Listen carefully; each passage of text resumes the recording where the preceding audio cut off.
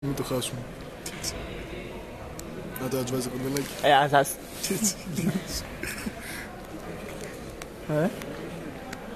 Όχι ψηλός όμως. Δεν μπορεί το καλή άσπρο. Ο δίχρωμος.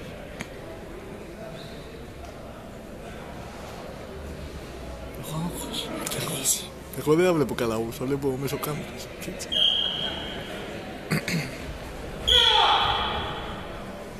Πήρε Γιάννης πάντα. Διπλό. Τώρα κάνει άμυνα μόνο.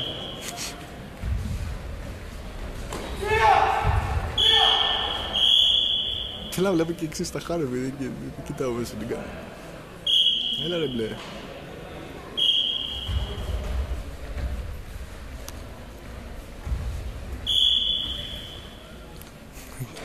Είχαμε πει και ερχομένοι εκεί. Κάτσε να κοιτάω μέσα. Δεν το βλέπω καλά όμως, φίλε, έτσι. Το βλέπω με delay. Το πήρε. Αγκωτό. Πάει τελικό ο φίλος μας. Θα κάνει γυριστά ρε μαλάκα, είναι ηλίθιος. Δεν κόλλαγα. Δεν κράζει το βίντεο ρε μαλάκα. Όντως θα βγει στο YouTube αυτό. Όπως είχε ανεβάσει τα άλλα, θα έχεις δει. Τα δει το προηγούμενο αγώνα, θα είχε ανεβάσει στο YouTube. Μην μιλάς, άστα. Τι κοζάκι. Διπλό μάλλον. 5-1. Τα δεν έχει κάνει, το δείχναμε.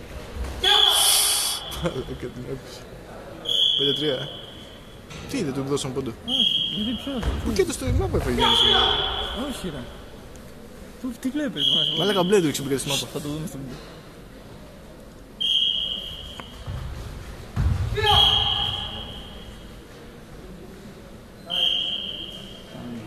Τελώς. Όχι ακόμα πρέπει να σηκώσει το χέρι. Τάγκιο, χειροκρότημα.